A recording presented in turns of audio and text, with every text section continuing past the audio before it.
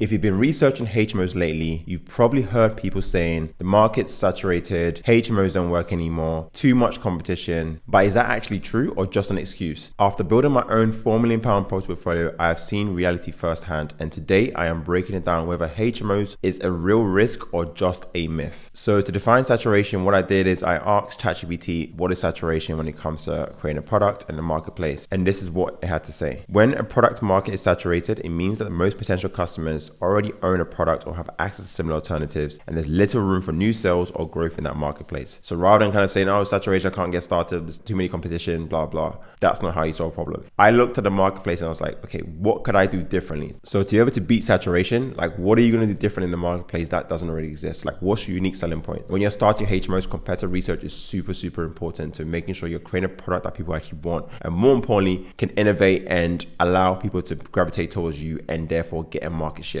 Saturation in business terms actually means there's proof of concept, it works, people are paying for it, there's really a market share that you can go and grab some of that market share. It's just how good are you going to be? Going into Coventry, being a student town, professional town, people were telling me don't get into it, it's already done, it's been done and dusted, don't get into the market, and I'm so glad they listened to them because it's been the best thing I ever did by going into the market. I went and looked at my competitors, what they had to offer in their rooms and their properties, and looked at what was going to be my edge. Those things already I could see that they weren't providing, having en-suites in every single room, like having Wi-Fi boosters hardwired into the property, providing functional rooms for people to be able to enjoy the space and actually utilize space, creating aesthetically pleasing HMOs whereby the rooms are done to a high standard. Like you see my HMOs on my channel, you see that I've always done HMOs to a high standard, providing the best accommodation possible. There are no competition. I can wipe out these landlords. I can charge the highest rents. I remember when I pushed the rents in Coventry area, no one thought it was possible because I was creating great products. People thought, no one's going to pay for that. And guess what they did? They lined up for it because like, oh, there's none of this stuff in the marketplace. There's very little high-end HMOs available in Coventry at the time. And for me, I believe that set a trend of creating these high luxury HMOs. People would start taking eye, and that's why Coventry News interviewed me. Usually landlords have this bad saying around them about being rogue landlords or being slum landlords, like they like to say. That wasn't me. I was a breath of fresh air in terms of I was providing great accommodation to people that were in the marketplace looking for these type of rooms. Coming back to saturation and the topic of saturation, we want to get clear on what the market is in terms of what does it have to offer? How are we going to go and stand out? Even simple things like even your marketing, like how good are your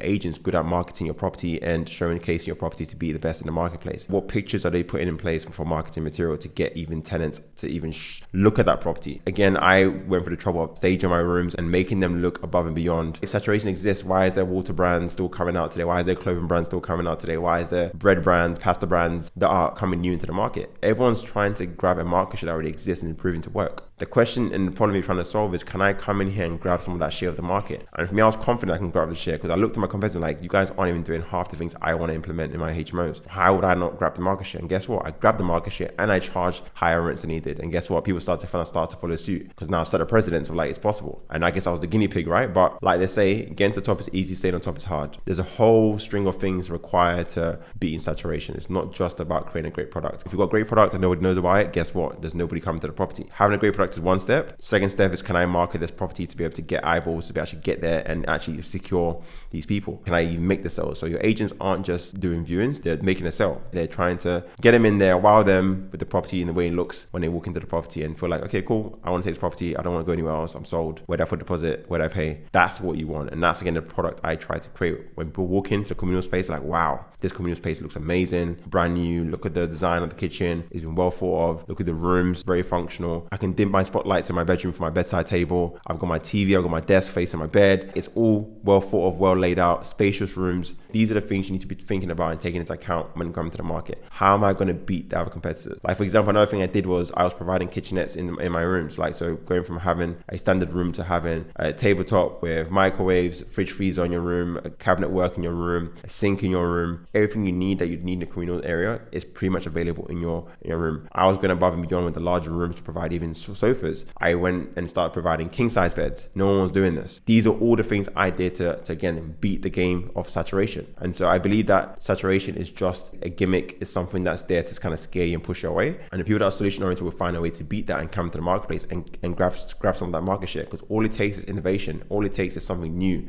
a unique selling point to attract that audience that already exists that want this product. And again, if you're in a great area, buying on great streets, guess what? You're going to find great tenants who want your product. Whatever you're looking to do HMO wise, you've got to think, well, who's my end user? How do I grab their attention? What am I going to put in the marketplace that grabs their attention? And that's what you're going to fix for, not just create a product. Create a product that nobody wants and nobody wants it. So understand your customer and what they're looking for and what they want is key. I was once a HMO tenant myself, so I know what I would want if I was to have my own HMO. And that's another thing that gave me the edge. I'd been a tenant myself. I knew that, okay, if I want to create a product, these are the things I want to implement to make it a better experience for people living in this property. Another bonus point I could make as well is you can build a brand around your HMOs. If you're wanting to kind of stand out even apart from like everybody else, you can be this brand in this investment area that people know that, oh, so whatever your named HMOs are, like 10x Living or HMO Living, is that's a brand name, for example, again, can be encompassed around your HMOs that you build. So people then start to associate that, okay, these HMOs, this is the branding behind them. And if I want to find a HMO, I want to find HMO Living and their brand, because they have the best HMOs in the marketplace. So having that is, again, another thing that makes you stand out. People start to realize this HMO Living and HMOs are amazing. Start to get a name for yourself in that investment area. And again, will attract people that are aware of that brand. And that again comes through marketing, how you design your properties. You can have stuff that's labeled everywhere that shows that HMO Living is